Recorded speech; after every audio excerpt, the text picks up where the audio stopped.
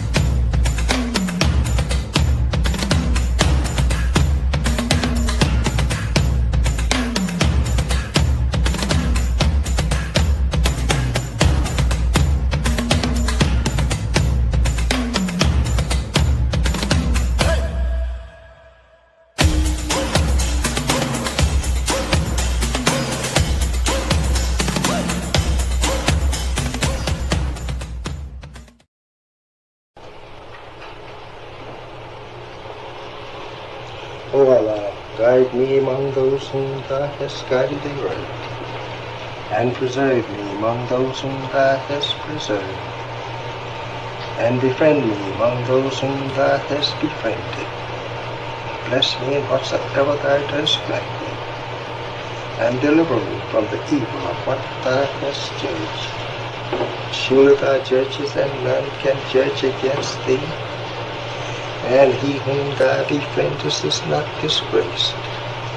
Blessed art Thou, O Lord, and exalted be Thee above what they set up besides Thee.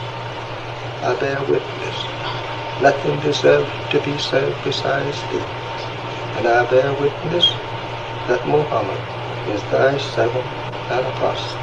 Amen.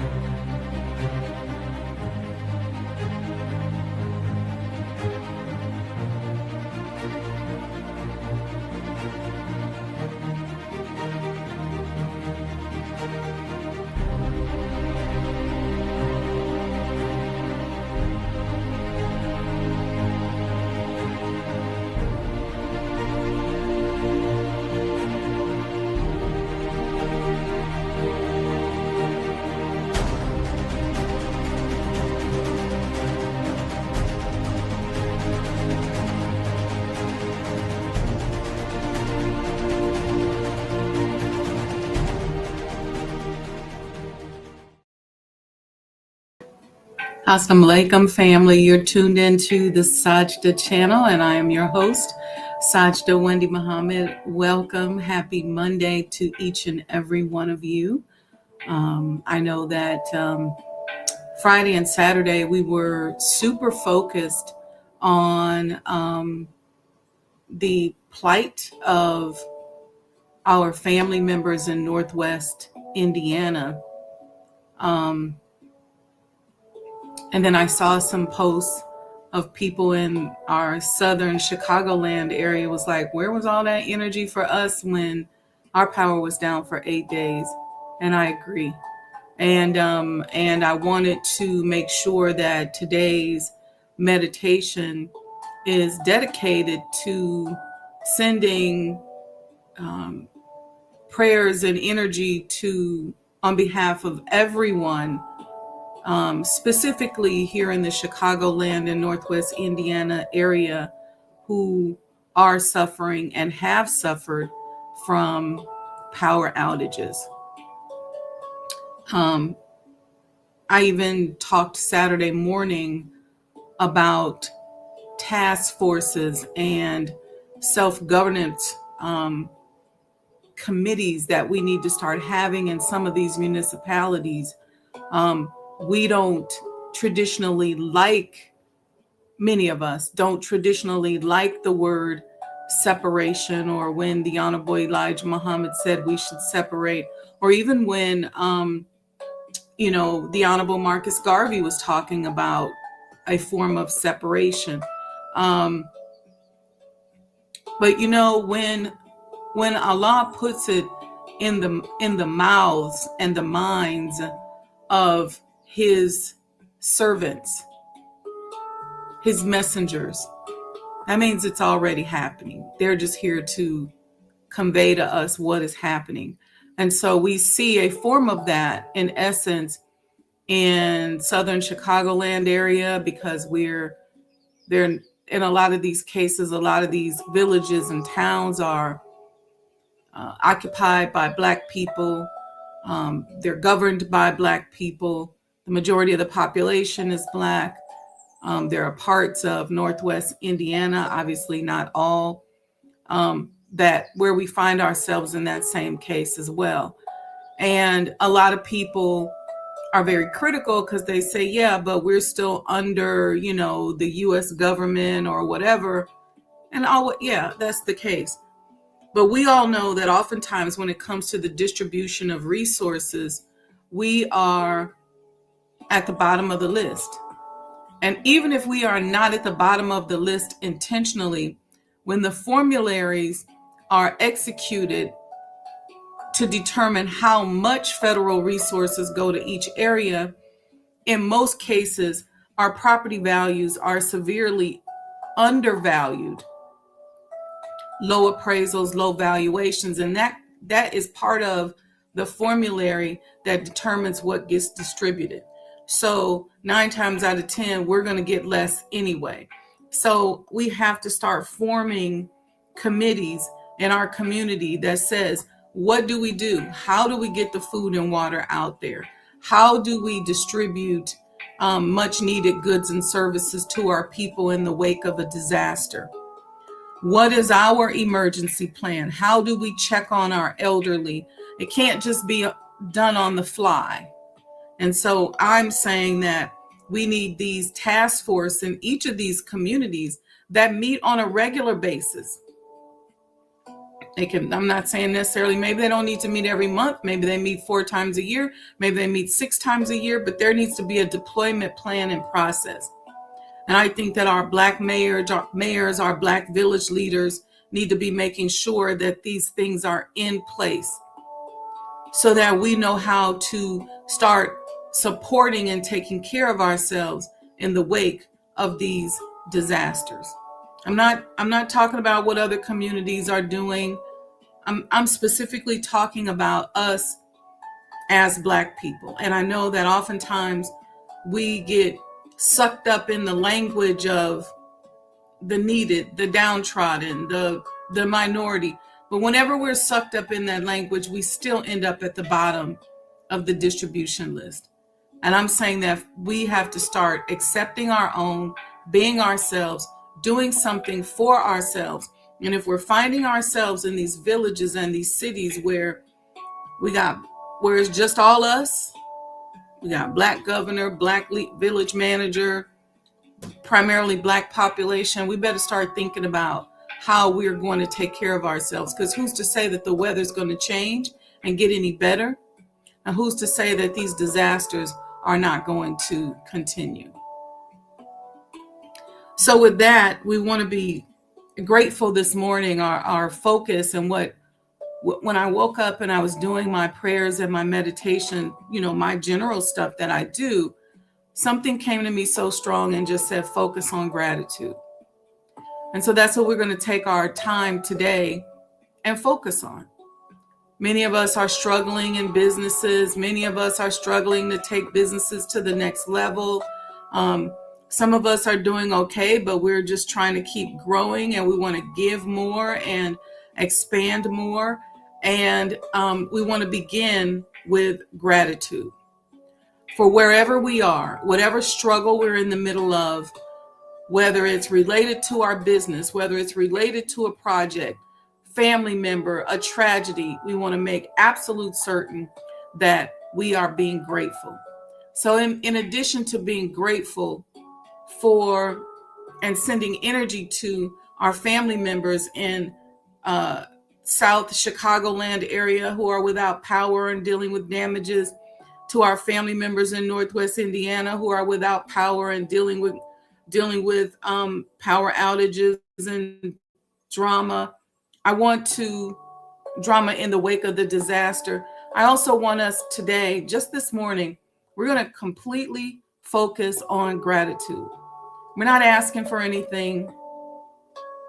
I want us to shift our focus this morning towards gratitude and relieve our central nervous system of the constant pressure of poverty consciousness, of just pushing and trying so hard to get something accomplished. Let's shift that energy and begin to see what happens when we're not constantly focused on what's not there. See, because part of what we are growing into the understanding of is that when we over focused on, I got to get this done, I got to make this money, I got to bring in X amount of revenue, I got to go to work, I got to do this, I got to pay for that. Oftentimes what we're focusing on is what's not there. So we're saying, I got to get this money. Then subconsciously your energy is saying the money's not there. Or we find ourselves saying, I got to make sure this is successful. Then our subconscious mind is focusing on, well, it's not successful yet. And so that puts a certain amount of pressure on our central nervous system. It runs our blood pressure up. It alters our cellular structure in our body and causes us not to respond to basic bodily functions, believe it or not, like insulin distribution, hormone regulation, fighting off a virus or a disease, because our mind is never focused in many cases on what is going good, but we oftentimes focus on what ain't working. And some of us think that we're hustlers. We think that, we got it going on when it comes to this kind of stuff, but really what we're doing is wallowing in lack, subtraction mentality, poverty consciousness, and demonstrating that we got faith issues. And I know a lot of us don't like to talk about that. We get very offended. Some of y'all was offended when I said belief waits for proof. Knowing is the proof. And I gave a simple example. I said, if you are stepping onto a floor that looks like it might be unstable or it might have some holes in it, you're stepping up, waiting for the proof. You hope it can hold you. But if you know it can hold you, you step up there and you keep going on to your next destination. And when we're constantly in a space where we just don't know, we're always waiting for proof. That puts us in fight or flight mode. It makes us ill. It makes us sick. It's why we oftentimes cannot access internal healing. And it's one of the primary reasons why I'm saying let's introduce meditation and a way of letting go of what we believe is reality, or the dimension of reality, if you will, as entrepreneurs, as we're doing for self, so that we can give ourselves a break, because what's happening inside of us is already the answer to what we are desiring. So if Allah put a desire in our brain, He's already given us the answer on how to do it. It's just a matter of us focusing, refocusing, and aligning with it. Oftentimes we can't align with it because we're so busy looking for proof that we're worthy, proof that it's okay, proof that it can happen, proof that the money's there. We don't start moving until we have the proof. And it's a very stressful way to live. And unfortunately has been the way that we've been taught to live in our community, especially as it relates to things like money and doing for self. And a lot of us are in environments where we are made to feel insecure on a consistent basis. It's part of the whole Willie Lynch process. We're insecure because we're older. We're insecure maybe because we haven't checked all the boxes. We're insecure because maybe we picked up a few pounds. There's always these signs and these forms of insecurity that we're navigating through.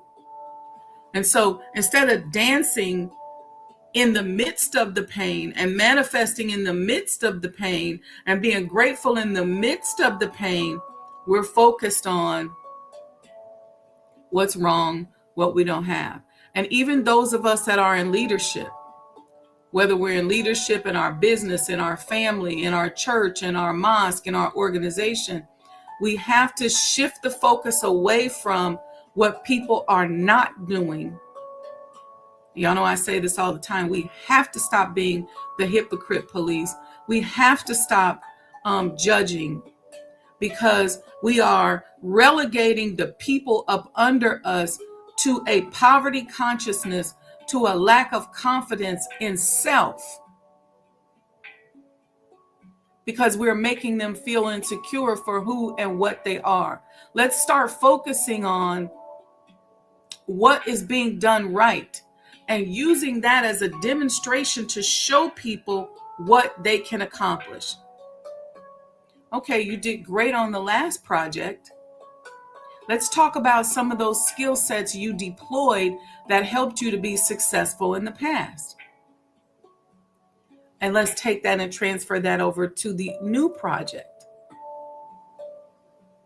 See, oftentimes as colonized-minded people who are operating within the framework of the mind of Yaqub, we are almost always trying to move out from a deficit, whether it's a financial deficit, a mental deficit, a spiritual deficit, but a deficit nonetheless. And many of us are still practicing Willie Lynch. We're still constantly trying to show people you ain't all that. See, nobody needs you to show them that they ain't all that. They know they ain't all that.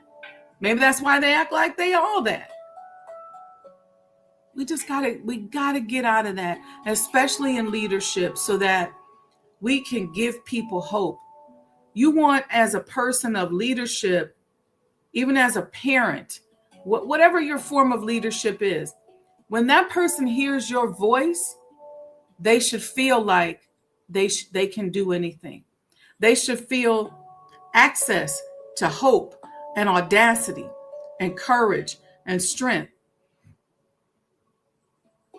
They shouldn't be sitting before you saying, and here you are giving words, but then they're looking at you because they know that you don't like them, or you don't have confidence in them, or you don't believe in them.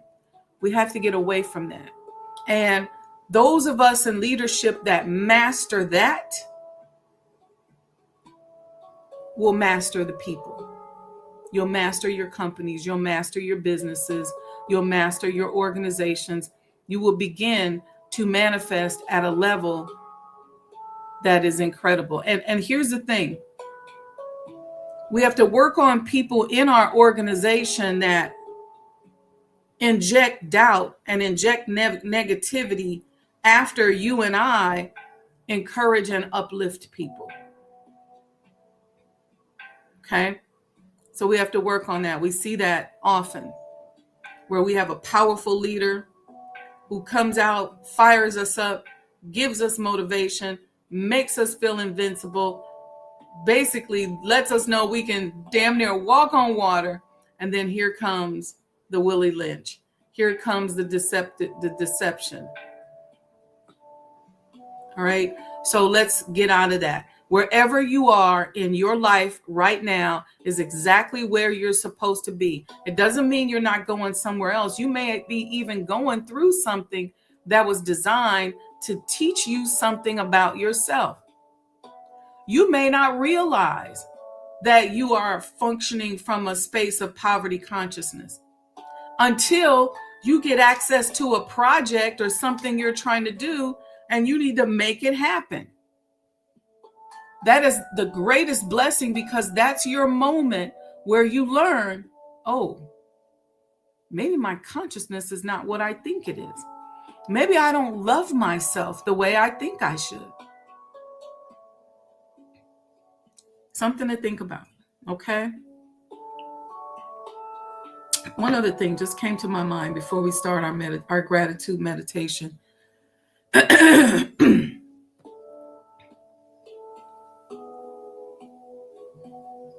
This thing that Yaqub does that is embedded in his mind, which is the software on which this world runs on, is this young against old and this light against dark. Nobody wants to be black. I've been watching all of these controversial things where, especially after Ancestry.com said, well, no black people is mixed with Indian. It's all African. And that's because they're missing the point that we are of the original nation. We are direct descendants of the originator, the black God himself. God wasn't white. You can't produce a universe out of white matter. Universe is produced out of dark matter. Okay? Just like the womb, not the absence of light, but dark, fertile matter. Okay? We are descendants of that. Here in America, what they later called America, there were people already here. Okay? There were people here. Some of them had advanced civilizations. Then they built some of these huge Tartarian buildings that you see, and they say that was built in the 1300s, or we found it in the 1800s. They didn't build that. With they cart and buggy and chisel, they didn't go and build that. There were people already here. Many of them were slaughtered. Some of them were called the civilized Indians, and they made treaties with the white colonizers and mixed and became to look like what Native Americans are today. But when you trace all the ancestry back, it's all tracing back to where civilized began, and that is in Africa. Some of those people migrated here. Some came over on boats like Abu Bakari. Many of those people were also enslaved, and there was an attempt to enslave all of them at first, but it didn't work. So they started importing and kidnapping black bodies. So some of them were enslaved. So let's, that light against dark stuff, we need to stop. It's just all about mixing. And then the young against old. And I'm going to say this and then we're going to get started. If you are an older person and you have interactions and connections with younger people, 9 times out of 10, you're going to be ahead of your peers. But here's the converse of it. If you're a younger person and you learn to seek counsel from an older person, 9 times out of 10, you're going to be ahead of your peers because there's certain things you can't teach. certain people you can't reach until you go through certain experience. It's just stuff you can't know at 21 years old, 24 years old, that you would know at 41 or 51 or 61. It's just impossible. So let's work through some of that and stop being so elementary and binary in our thinking. This is a very complex and multifactorial process. Okay. All right, family. I have some announcements, but you know what? I won't do them now because I talk longer than what I wanted. We're going to start in on our meditation, and you all know how we do. We take 2 soft breaths, and then we take 3 very deep breaths. Okay? So let's take that soft breath and go right in and close our eyes. Let me turn this down a little bit. I love this pan music. I'm looking for a pan music artist because we're going to have an event where outside we're just playing this pan music and people get a chance to just come up and mingle and heal. And I love it. But anyway, I digress. So soft deep breath, and let's go into our meditation, and let's close our eyes and just breathe softly.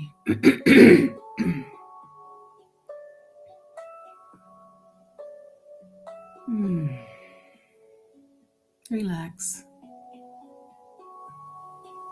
Now we're going to take 3 very deep breaths. We're going to breathe deeply through our mouths and out through our nose. We're going to breathe so deeply into our mouth that it's going to feel like we're going to choke, but we are not going to choke, but we're going to do it with our mouth closed. And it's going to sound something like this.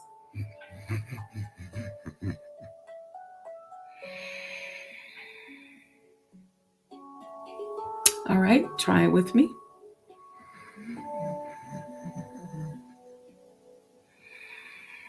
This is resetting everything. We'll do it 2 more times.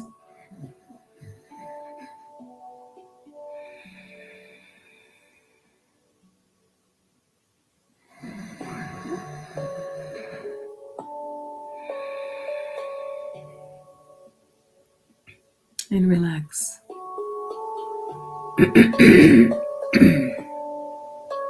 Excuse me. I want you to just take a moment and just be grateful. Grateful to be sitting here, grateful to be breathing, grateful to be alive.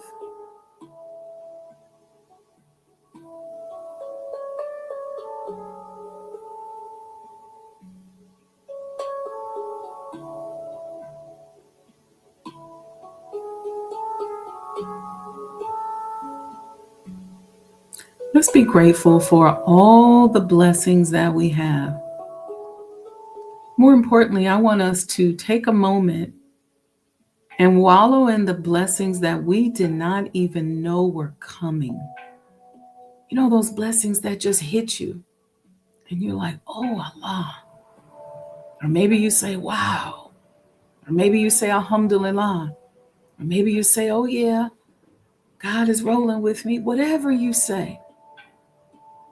But let's take a minute and sit in gratitude for those blessings that we didn't plan on, we didn't see coming.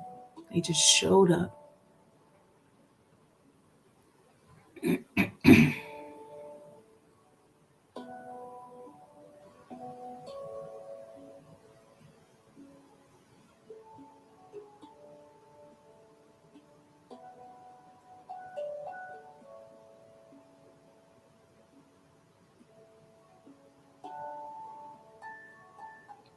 I'm so grateful for all the ways that I am being blessed that I know nothing about.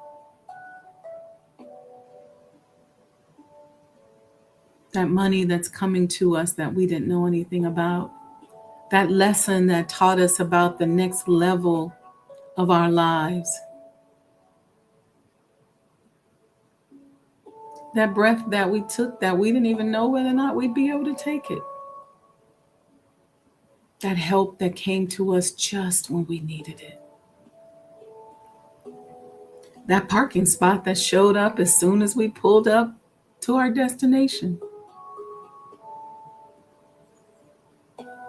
That person that held the door for us when our arms were full.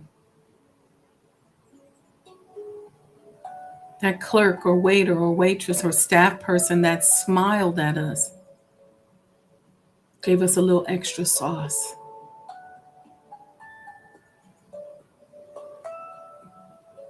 That cashier that showed us how to access some coupons and helped us save a couple of dollars.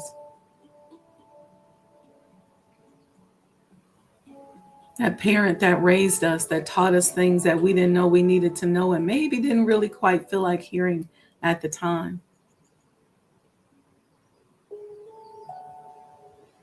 Those ancestors that pour into us dreams and visions that we're still carrying out epigenetically to this day.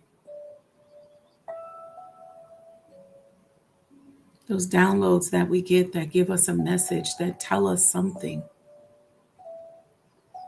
That beautiful person that came into our lives, that we married, that we dated, that we courted, that we spent time with, that just helped us to get to that next level. That person that's still there, that's still committed to us and that we're committed to each other. That beautiful person, that person at church, that person at the mosque, who just gave us a hug and gave us a word of encouragement, who helped us to hang on another day, who showed us beautiful words of wisdom from the Bible, from the Holy Quran, from the Honorable Minister Louis Farrakhan, from the Honorable Elijah Muhammad, Master Farah Muhammad, showed us what Jesus wanted for us.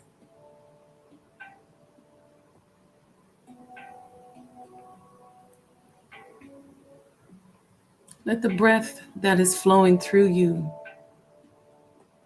have the vibration of gratitude. Don't ask for nothing. Just be grateful. Don't ask for anything.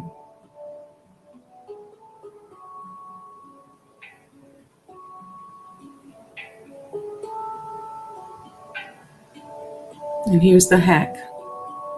Whatever it is you desire, whatever you're working on, I want you to be grateful for it. Thank you for that project that never seems to get done. Thank you for the budget that and the scope of that thing I'm working on that just keeps creeping. Thank you for all that you've taught me in this journey. Thank you for healing me. That health challenge that you may be struggling with. Thank you for that health challenge showing you where you may be deficient in your faith. And thank you now for the opportunity to use something like that to change how you approach life. Maybe you're eating differently.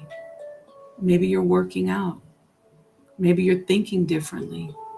Maybe you're no longer smoking or drinking. Sit with all of that. And just breathe.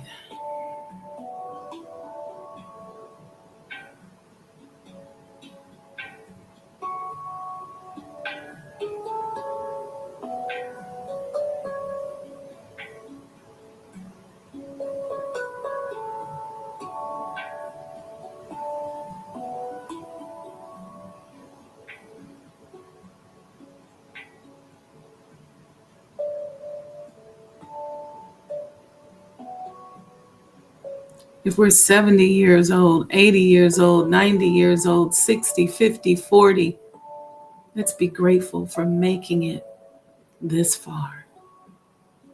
Let's be grateful that we're still here. Let's be grateful for all that we've learned and all that we know at this big, beautiful age, whatever that age is. If it's 10 years old, let's be grateful for being 10. If it's 90, let's be grateful.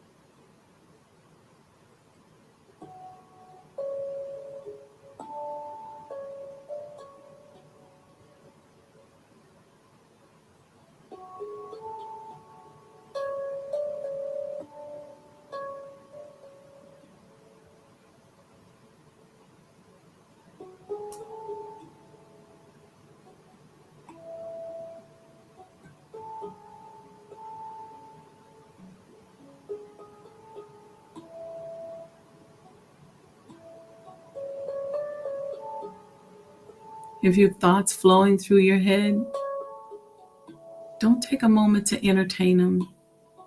Don't put too much energy towards rejecting them. Just say thank you. Be grateful. Say thank you. Whatever the thought is, just say thank you. And know that that thought, now that you've reduced some of the resistance around it, is going to show you what it's here to produce. Something that I do is I say, what are you here to teach me? Sometimes I may get an appearance from a person or a loved one, and I'll say, how can I be of service? What are you here to teach me? Let's practice controlling our environment. Any problem that you're having, any challenge that you're facing, I want you to sit here right now with that challenge, right now with that difficulty, right now with whatever you're going through, and I want you to look it straight in the face and say, what are you here to teach me? What can I learn from this experience?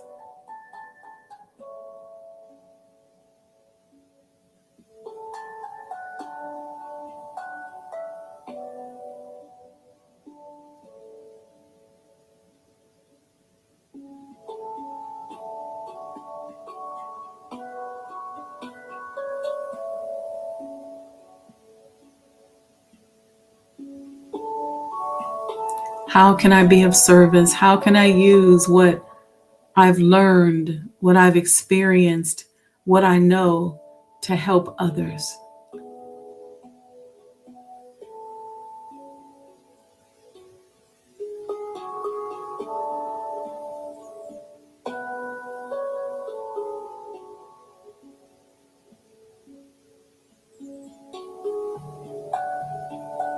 How can I be of service? What are you here to tell me?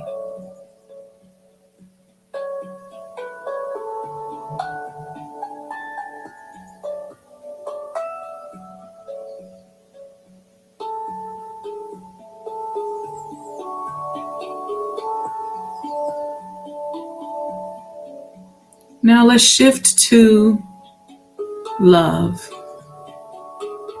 And let's spend this last few moments allowing our bodies, our eyes, our ears, our mouth, our hearts, our solar plexus, our stomach, our hands, our feet, our root chakras, allowing all of that to beam and pulsate with love. Love, being of service. How can I demonstrate love?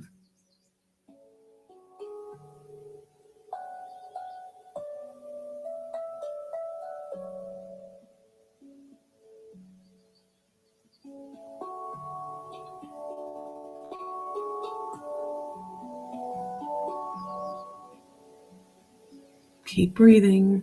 Don't start holding your breath, and don't go too deep into thinking.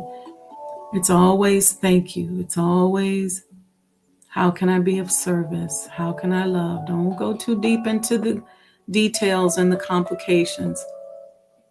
How can I be of service? I'm so grateful that you showed up. What are you here to teach me?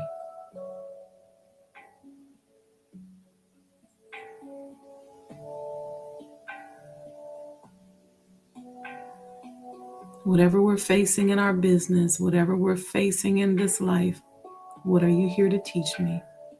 Thank you for showing up to take me to that next level. Because I know that I am never forsaken. That I know. And these are just lessons and things that I need to navigate in order to build who I am so that I could be of better service and a clearer conduit. Imagine how much hope that you're going to give everyone when they see you healed.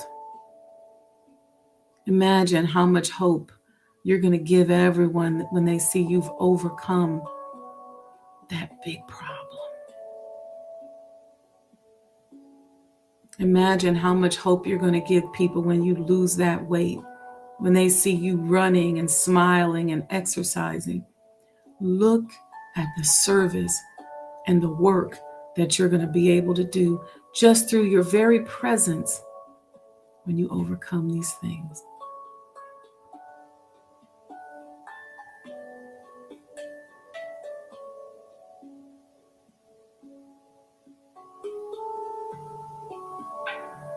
We thank you for taking care of us, Allah. We thank you for healing us. We thank you for protecting us. We thank you for loving us. We thank you for moving us around and taking us from this point to that point.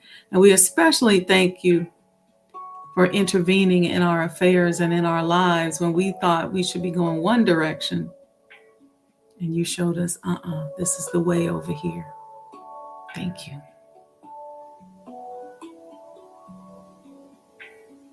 And so with that, we're going to slowly come back into consciousness. Focus on your breathing. We're going to do 3 of those deep breaths like we did at the beginning, those deep, deep ones that go in through the mouth and out through the nose. Let's breathe.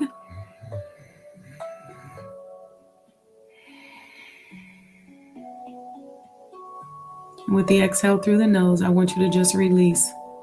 Relax your face, relax your head, relax your neck, your arms, your whole body. One more time.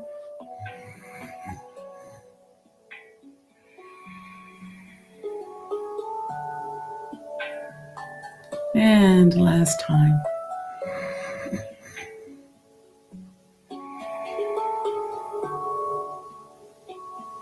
And we're going to slowly open our eyes. Thank you all for joining us today. May this fuel you for having a miraculous week, an amazing week. Let's take it day by day and hour by hour, because all of those things we call miracles and all of those sudden moments where we think that Allah is with us, it's just points of consciousness where we realize it, when in fact, the whole time, He's already there, already with us. And we are so grateful for all that we're challenged with, because it's really just here to show us what we need to work on, how we need to improve. And it's a compass for showing us the direction we need to be moving in. And just imagine what you're going to do for so many people when they see that you are beloved, you are overcome, an overcomer. They're going to know that they are too. When you drop that weight, when you start healing, and they see how good you look and how well you're doing, they're going to know there is a God. So, all right, family, thank you so much. We got a lot happening this week. Sunday is the beginning of Deca Fest. That is the 10 days between my birth anniversary and when I got my X and was able to recite. So if you want to support Deca Fest and some of the things that we're working on during Deca Fest, there's a QR code there. So thank you all, family. Love you all. And inshallah, we'll be back with some more announcements this week about some of the things that we're going to be working on and that we got happening this week and next. All right. May Allah bless you with more goodness than you've ever received or imagined. Oh, also go to Amazon. I've been putting some of my writing collections out there, and there's a strategy behind that. So please go. Some of them are at no cost. Some of them are at minimal cost. All you have to do is just search on Amazon, Sajdah Wendy Muhammad, and they should all pop up. The only one that won't pop up is The Mind of an Entrepreneur. That one you got to just search Wendy Muhammad. But if you put Sajdah, then the plus sign, Wendy, and then the plus sign, Muhammad, everything will pop up and you'll be able to see my collection. And I'm working on, in addition to that collection, which I think is going to be coming out this week. All right. May Allah bless you with more goodness, more love, more wealth, more understanding than you've ever received or imagined. Be sure to support the movement, and inshallah, we'll see you next time. Assalamu alaikum.